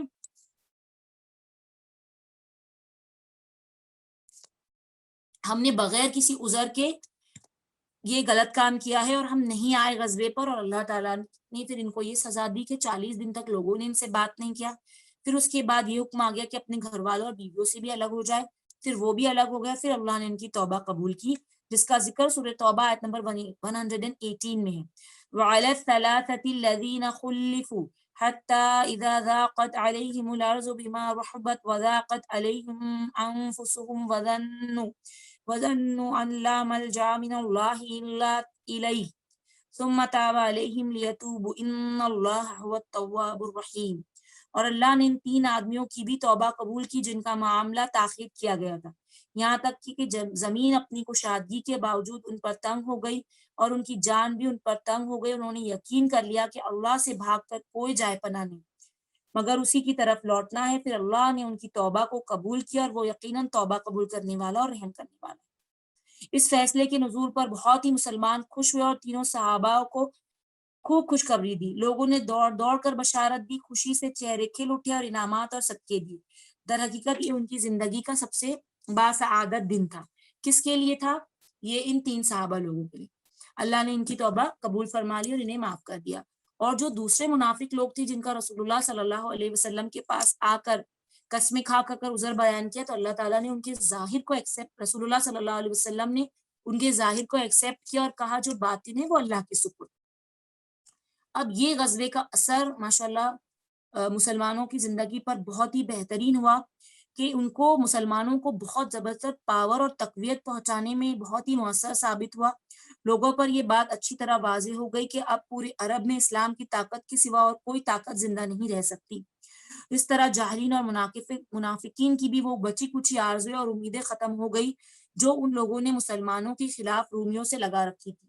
وہ یہ چاہ رہے تھے کہ رومی مسلمانوں کو کچل ڈالے اور وہ مسلسل منافقین یہ کوشش کرتے بھی رہتے تھے۔ اس غزبے کے اثر کا اندازہ اس سے بھی لگایا جا سکتا ہے فتح مکہ کے بعد، بلکہ اس سے پہلے بھی عرب کے وفود اگرچہ رسول اللہ کی خدمت میں آنا شروع تو ہو گئے تھے لیکن ان کی بھرمار اس غزوے کے بعد ہی ہوئی۔ یعنی اس غزوے کے بعد لوگوں کی بھرمار شروع ہو گئی اسلام قبول کرنے کے لیے۔ کچھ لوگ ایسے تھے جو کہ صرف یہ بات کو جب سنتے کہ رومی ہار گئے تو یہ جاننے کے لیے کہ یہ کون شخص ہے، دیکھنے کے لیے رسول اللہ کی خدمت میں حاضر ہوتے، پھر الحمدللہ اسلام کی دعوت پا کر اکثریت اسلام کو قبول کر لیتی اور ماشاءاللہ اس کا بہت فائدہ مسلمانوں کو پہنچا۔ اس غزوے کے متعلق قرآن میں بھی کئی آیتیں نازل ہوئی۔ اس غزوے میں سورہ توبہ کی بہت سے آیتیں نازل ہوئی، کچھ روانگی سے پہلے اور کچھ روانگی کے بعد، دوران سفر اور کچھ مدینے میں واپس آنے کے بعد۔ ان آیات میں غزوے کے حالات کے ذکر کیے گئے، منافقین کا پردہ کھولا گیا، مخلص مشاہد کی فضیلت بیان کی گئی اور مومن صادقین و غزوے میں گئے تھے اور جو نہیں گئے تھے ان ساروں کے بارے میں بتایا گیا اور ان کی توبہ کا بھی ذکر ہے۔ اس طریقے سے اس جنگ کے بعد عرب میں مسلمانوں کی ساکھ بیٹھ گئی اور یہ رسول اللہ صلی اللہ علیہ وسلم کی حیات کے اندر آخری غزوہ تھا جو انہوں نے خود بذات خود اٹینڈ کیا۔ یہ آخری غزوہ تھا، غزوہ تبوک۔ اب 9 ہجری میں بہت ہی کچھ اہم واقعات پیش آئے۔ اس ہجری میں تاریخ میں بہت زیادہ اہمیت ہے۔ بس کچھ ہی دیر میں انشاءاللہ ہمارا یہ سیشن کمپلیٹ ہو جائے گا۔ اس 9 ہجری میں تاریخ میں بہت ہی اہم واقعات ہے۔ سب سے پہلا تبوک سے رسول اللہ کی واپسی کے بعد اویمر اجلانی اور اس کی بیوی کے درمیان لعان کا واقعہ پیش آیا، جو کہ ہم کو 28ویں پارے میں سورہ مجادلہ میں ملتا ہے کہ کس طریقے سے لعان کا واقعہ پیش آیا۔ دوسرا، ایک عورت نے جس کے ہاتھ سے زنا ہو گیا تھا وہ رسول اللہ کی خدمت میں حاضر ہو کر بدکاری کا اقرار کیا اور اسے رجم کیا گیا۔ اس عورت نے بچے کی پیدائش کے بعد جب دودھ چھڑا لیا تب اسے رجم کیا گیا۔ تیسرا امپورٹنٹ واقعہ جو 9 ہجری میں پیش آیا وہ تھا اسہمہ نجاشی شاہ حبش نے وفات پائی اور رسول اللہ نے اس کی غائبانہ نماز جنازہ پڑھی۔ فورتھ یہ پیش آیا کہ نبی صلی اللہ علیہ وسلم کی صاحبزادی ام کلثوم رضی اللہ عنہ کی وفات ہوئی۔ ان کی وفات پر آپ کو سخت غم ہوا، اور یہ حضرت عثمان کے نکاح میں تھی، اور آپ نے حضرت عثمان سے فرمایا کہ اگر میرے پاس تیسری بھی بیٹی ہوتی تو اس کی شادی بھی میں تم سے کر دیتا۔ واضح رہے کہ اللہ کے رسول صلی اللہ علیہ وسلم کی پہلے ایک بیٹی حضرت رقیہ رضی اللہ عنہا کا نکاح حضرت عثمان سے ہوا، پھر ان کی وفات کے بعد جب حضرت عثمان بہت غمگین رہنے لگے تو رسول اللہ نے حضرت ام کلثوم کا نکاح حضرت عثمان سے کر دیا۔ پھر جب ان کا انتقال ہوا تو رسول اللہ کہتے کہ اگر میری تیسری لڑکی ہوتی جو میرے پاس ہوتی تو میں اس کا بھی نکاح آپ سے کر دیتا۔ اسی لیے حضرت عثمان کو ذو النورین کا بھی لقب ملا، یعنی دو نوروں والا۔ اور پانچواں، تبوک سے رسول اللہ کی واپسی کے بعد رئیس المنافقین عبداللہ بن ابی نے وفات پائی۔ رسول اللہ نے اس کے لیے دعائے مغفرت کی اور حضرت عمر رضی اللہ عنہ کو روکنے کے باوجود اس کی نماز جنازہ پڑھی۔ بعد میں وحی نازل ہوئی اور اس میں حضرت عمر رضی اللہ عنہ کی موافقت اور تائید کرتے ہوئے منافقین پر نماز جنازہ پڑھنے سے منع کر دیا گیا۔ رسول اللہ نے عبداللہ بن ابی کی بھلے ہی نماز جنازہ پڑھی تھی لیکن بعد میں منع کر دیا گیا۔ اس کے بعد ایک بہت امپورٹنٹ واقعہ 9 ہجری کا جو حج تھا جس کے امیر حضرت ابوبکر صدیق رضی اللہ عنہ تھے۔ اسی سال ذی الحجہ 9 ہجری میں رسول اللہ نے مناسک حج قائم کرنے کی غرض سے ابوبکر صدیق رضی اللہ عنہ کو امیر الحج بنا کر روانہ کیا۔ اس کے بعد سورہ برات نازل ہوئی جس میں مشرکین سے کیے گئے عہد و پیمان کی بنیاد پر ختم کرنے کا حکم کیا گیا۔ اس حکم کے آ جانے کے بعد رسول اللہ نے حضرت علی بن ابی طالب رضی اللہ عنہ کو روانہ فرمایا تاکہ وہ آپ صلی اللہ علیہ وسلم کی طرف سے جا کر اس کا اعلان کر دے۔ یعنی حضرت ابوبکر نکل چکے تھے اور پھر اس کے بعد یہ آیت نازل فرمائی تو رسول اللہ صلی اللہ علیہ وسلم نے حضرت علی کو روانہ کیا کہ جائے اور انہیں خبر دے دے اور اعلان کر دے حج کے موقع پر۔ ایسا اس لیے کرنا پڑا کہ خون اور مال کے عہد و پیمان کے سلسلے میں عرب کا یہی دستور تھا کہ آدمی یا تو خود اعلان کرے یا اپنے خاندان کے کسی فرد سے اعلان کرائے۔ خاندان سے باہر کے کسی آدمی کا کیا ہوا اعلان تسلیم نہیں کیا جاتا، اور رسول اللہ صلی اللہ علیہ وسلم کے چچیرے بھائی حضرت علی تھے، اسی لیے وہ ان کے پاس جا ملی۔ حضرت ابوبکر نے دریافت کیا آپ کو امیر بنا کر بھیجا گیا ہے یا مامور؟ حضرت علی نے کہا نہیں میں مامور ہوں۔ پھر دونوں آگے بڑھے۔ مامور یعنی میں آپ کے انڈر رہوں گا، میں امیر نہیں ہوں۔ حضرت ابوبکر رضی اللہ عنہ نے لوگوں کو حج کرایا۔ جب 10ویں تاریخ یعنی قربانی کا دن آیا تو حضرت علی بن ابی طالب نے جمرہ کے پاس کھڑے ہو کر لوگوں میں اعلان کیا جس کا حکم رسول اللہ نے دیا تھا۔ تمام عہد والوں کا عہد ختم کر دیا اور انہیں 4 مہینے کی مہلت دی۔ اسی طرح جن کے ساتھ کوئی عہد و پیمان نہ تھا انہیں بھی 4 مہینے کی مہلت دی، البتہ جن مشرکین نے مسلمانوں سے عہد بٹھانے میں کوئی کوتاہی نہ کی تھی اور نہ مسلمانوں کے خلاف کسی کی مدد کی تھی، ان کا عہد ان کے طے کردہ مدت تک برقرار رکھا گیا۔ اور مطلب اس طریقے سے انہوں نے اعلان کر دیا کہ اب 4 مہینے کے اندر مشرکین یہاں سے نکل جائیں۔ حضرت ابوبکر رضی اللہ عنہ نے ایک جماعت بھیج کر یہ اعلان عام کرایا کہ آئندہ سے کوئی بھی مشرک حج نہیں کر سکتا اور نہ ہی کوئی برہنہ یعنی کپڑوں کے بغیر طواف کر سکتا ہے۔ یہ اعلان مطلب یہ تھا کہ پورے عرب میں بت پرستی کے خاتمے کا اعلان تھا، یعنی اس سال کے بعد بت پرستی کی آمد و رفت کی کوئی گنجائش نہیں رہی۔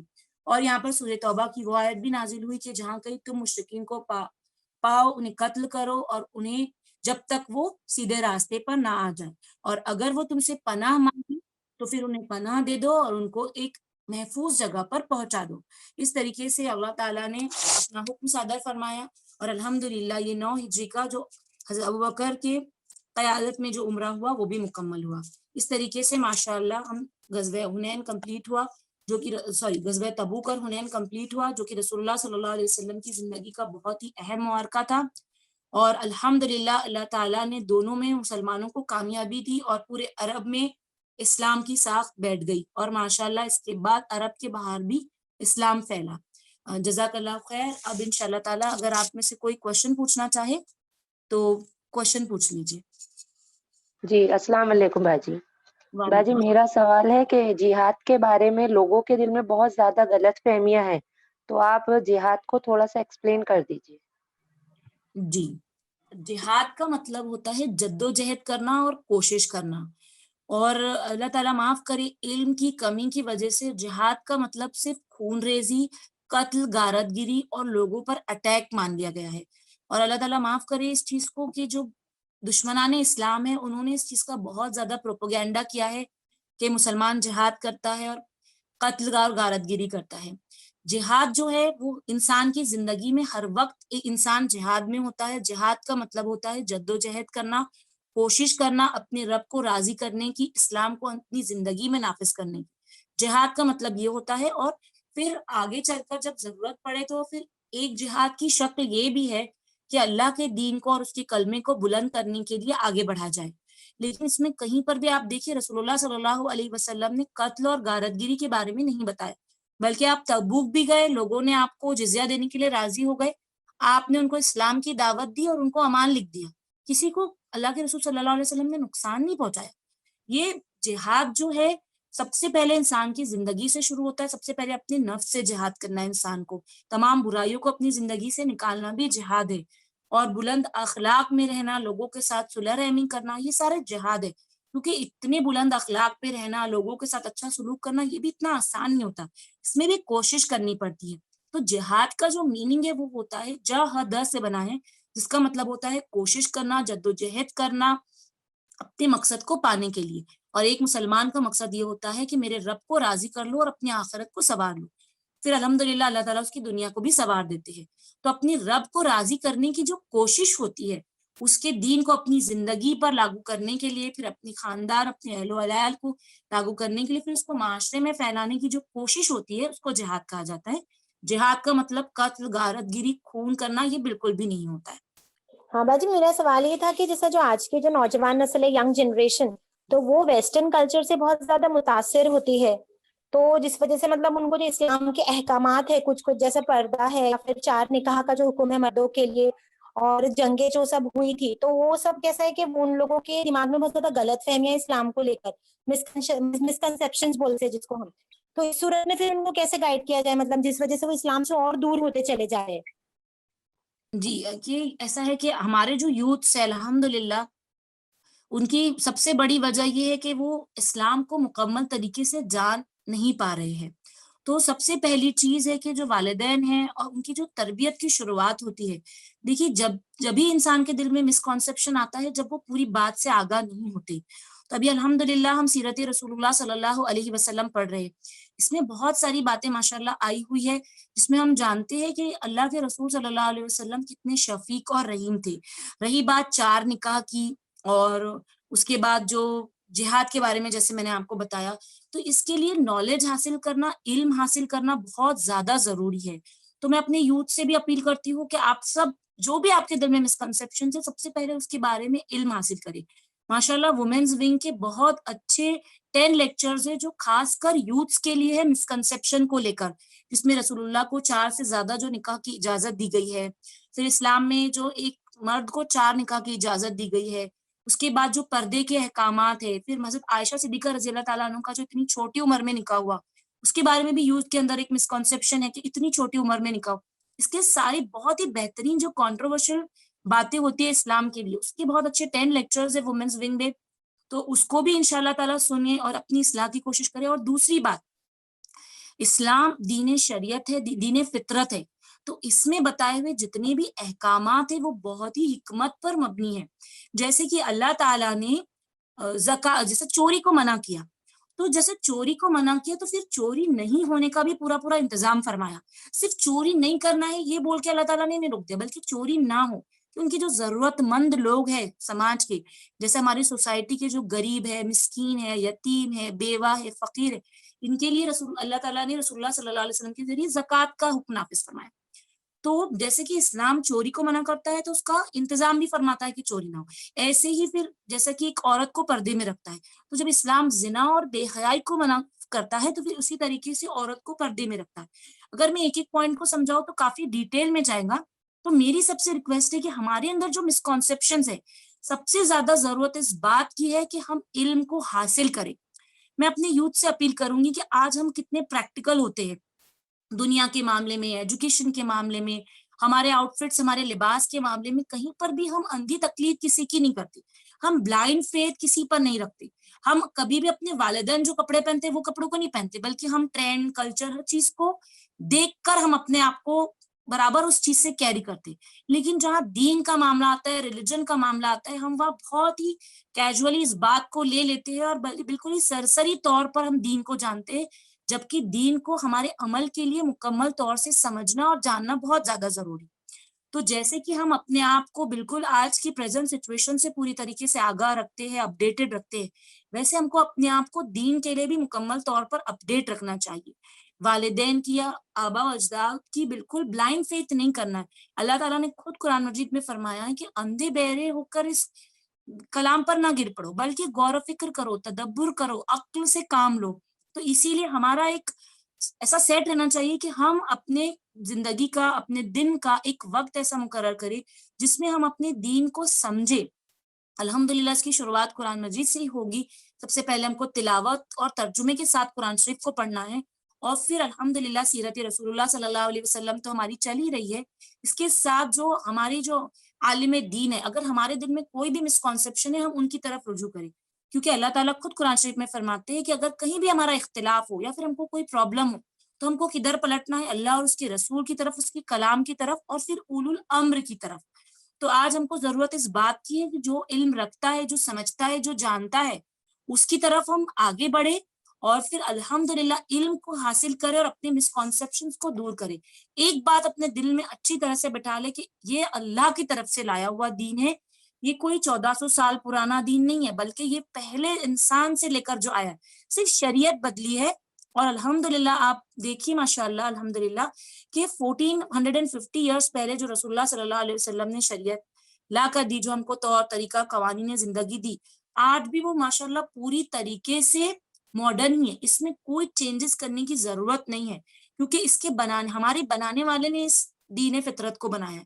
تو ہمارے اندر یہ پورا کانفیڈنس ہونا چاہیے کہ یہ بنانے والا ہمارا رب ہے جس نے ہم کو بنایا, تو اس میں کوئی بھی غلطی نہیں ہو سکتی. ہاں ہمارے علم میں کمی ہے, ہم اس مسکنسیپشن کو دور کریں, علم حاصل کریں, اور پھر انشاءاللہ تعالیٰ یہ پرابلم سالو ہوں گا. تو میں اپنے یوتھ سے اپیل بھی کرتی ہوں کہ دین سے دور نہ ہوں, بلکہ اگر ہمارے دل میں کوئی بھی کوشچن ہو تو اولو الامر کی طرف بڑھے اور اس آنسر کو قرآن و حدیث کی روشنی میں چیک بھی کریں ماشاءاللہ.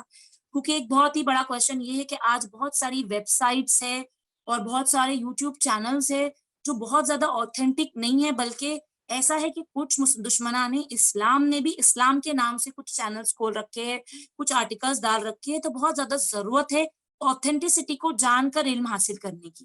تو ہماری کوشش یہ بھی ہونی چاہیے کہ ہم جہاں سے علم حاصل کر رہے ہیں وہ کتنا آتھینٹک سورس ہے, اس پر بھی ہم کو غور و فکر کرنا چاہیے. جزاک اللہ خیر. السلام علیکم. وعلیکم السلام. جب اس زمانے میں جو جہاد تھا تو جنگوں میں جاتے تھے, آج کا جہاد کیا ہے یہاں پہ؟ آج ہم لوگ کیا جہاد مطلب کیا حصہ لیں جہاد کے بارے میں؟ جی ماشاءاللہ بہت اچھا کوشچن ہے آپ کا. جیسے کہ میں نے آپ کو بتائی کہ جہاد کا مطلب ہی یہ ہوتا ہے کوشش کرنا, جدوجہد کرنا, اور اپنے رب کو راضی کرنے کے لیے جو راستے پر ہم چلتے ہیں. تو آج سب سے پہلے ہمارا جہاد ہمارے گھر سے, ہماری اپنی زندگی سے شروع ہوتا ہے کہ ہم مکمل طور سے دین اسلام کو سمجھے جانے. اور بہت افسوس کا مقام ہے کہ جب ہم ایسے کچھ جگہوں پر ہم ایکسپوز ہوتے ہیں تو ہم یہ دیکھتے ہیں کہ اتنے سارے ایسے مسلمان ہیں جس کو دین کی بیسکس بھی باتیں نہیں پتہ ہے. تو ہمارے جہاد کی شروعات سب سے پہلے ہمارے اپنے گھر سے ہونی ہے کہ سب سے پہلے ہم قرآن کو اور حدیث کی روشنی میں تمام چیزوں کو اپنی زندگی میں مکمل طور پر, اور سب سے بڑا جہاد ہمارا نفس سے ہوگا, اپنے نفس سے ہوگا.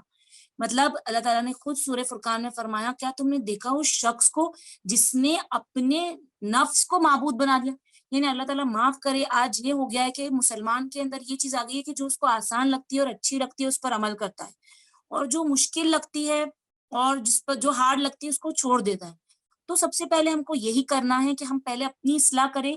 دوسرا جہاد ہمارا یہ ہوگا کہ ہم اپنی نسلوں کی, آل اولاد کی ایسی تربیت کریں جیسے ہمارے بعد ہم ہمارے بزنس کی کیسے فکر کرتے ہیں, ہمارے شوہر لوگ, ہمارے گھر کی, کہ ہمارے بزنس کو سنبھالنے والا کون ہوگا. جیسے ہمارے نبی جو ہوا کرتے تھے ان کی بھی یہ فکریں ہوا کرتی تھی کہ میرے بعد دین کا کام کون کرے گا, ہے نا. تو ہماری بھی یہ فکر ہونی چاہیے کہ ہم اپنی اولاد کو, ہمارے اسٹوڈنٹس کو ایسے تیار کریں جو ہمارے بعد بھی دین کا کام کرے. تیسری چیز یہ ہوگی کہ ہم اپنے معاشرے میں انشاءاللہ تعالیٰ کام کریں جہاں پر بھی ہم کو دکھتا ہے کہ یہاں پر کام کرنے کی ضرورت ہے, وہ بھی ایک جہاد ہے. اس کے بعد 4 چیز یہ ہوگی کہ ہم غیر مسلمانوں تک اللہ کا پیغام پہنچائے، کیونکہ آج ہم ایسی کنٹری میں رہتے ہیں جہاں پر ہمارے آس پاس ہمارے نیبرز، ہمارے ایسوسیٹس، ہمارے ڈاکٹرز اور ایسے بہت سارے لوگ ہوتے ہیں جو غیر مسلمان ہوتے ہیں، لیکن ہم ان سے اچھے ٹرمز پر تو رہتے ہیں لیکن ہم ان کو دعوت نہیں دیتے۔ تو دیکھیے رسول اللہ صلی اللہ علیہ وسلم کا بھی جہاد کس طریقے سے تھا۔ جب سورہ مدثر نازل ہوئی تو اللہ نے کیا حکم دیا کہ اب آپ کو اٹھنا ہے اور اس دعوت کو عام کرنا ہے اور کوششیں شروع کرنا ہے۔ تو کیا رسول اللہ پہلے ہی تلوار لے کے نکل پڑے؟ نہیں، اللہ کے رسول اللہ صلی اللہ علیہ وسلم نے سب سے پہلے اپنے گھر والوں سے شروعات کی، پھر اپنے خاندان میں انہوں نے کام کیا، پھر اپنے قبیلے میں کام کیا، پھر اس کے بعد بہت زیادہ صبر سے ڈٹے رہے، کیونکہ دیکھیے جب آپ غیر مسلمانوں کو دعوت دیں گے تو اس کے ریپرکشنز آئیں گے۔ پھر اللہ کے رسول صلی اللہ علیہ وسلم نے شیبہ ابی طالب میں کتنی تکلیفیں اٹھائی، پھر اس کے بعد آپ صلی اللہ علیہ وسلم کے قتل کی کتنی کوششیں ہوئی، آپ کے صحابہ رضی اللہ تعالیٰ عنہ کو کتنی تکلیفیں دی گئی۔ یہ سب کچھ جہاد ہے، یہ اللہ کی راہ میں تکلیفیں برداشت کرنا بھی جہاد ہے، یہ بھی جہاد ہے۔ پھر اس کے بعد اللہ تعالیٰ کی طرف سے ان کو حکم ملا کہ اب آپ ہجرت کیجئے۔ ہجرت کرنے کے بعد مدینے میں چلے گئے، اس کے بعد بھی مسلمان کمزور ہے، تو کیا انہوں نے لڑائی کی؟ نہیں، بدر میں ان کے اوپر اٹیک ہوا تو انہوں نے اپنے ڈیفنس میں لڑائی کی، احد میں بھی اٹیک ہوا تو ڈیفنس میں لڑائی کی۔ آپ دیکھتے رسول اللہ نے آگے سے لڑائی نہیں کی۔ پھر الحمدللہ اس طریقے سے پہلے ہم کو اپنے آپ کو تیار کرنا ہے، اپنی جماعت کو تیار کرنا ہے اور اپنی زندگی میں دین کو نافذ کرنا ہے۔ پھر انشاءاللہ تعالیٰ دھیرے دھیرے جیسے جیسے آگے راہ بڑھے گی، پھر انشاءاللہ اگر ہم کھل کر دعوت وقت تبلیغ دیتے ہیں تو پھر جنگ کا بھی موقع آئے گا۔ تو پھر جب انشاءاللہ تعالیٰ جس طریقے سے رسول اللہ صلی اللہ علیہ وسلم سٹیپس پر سٹیپس چلے، ہم کو بھی سٹیپس کے ساتھ چلنا ہے، سیدھا تلوار میان سے نہیں نکالنی۔ اسلام اس چیز کی اجازت نہیں دیتا۔ سبحان اللہ و بحمدہ، سبحانک اللہم و بحمدک، نشہد ان لا الہ الا انت، نستغفرک و نتوب الیک۔ سبحان ربک رب العزت عما یصفون وسلام علی المرسلین والحمد للہ رب العالمین۔ السلام علیکم ورحمۃ اللہ وبرکاتہ۔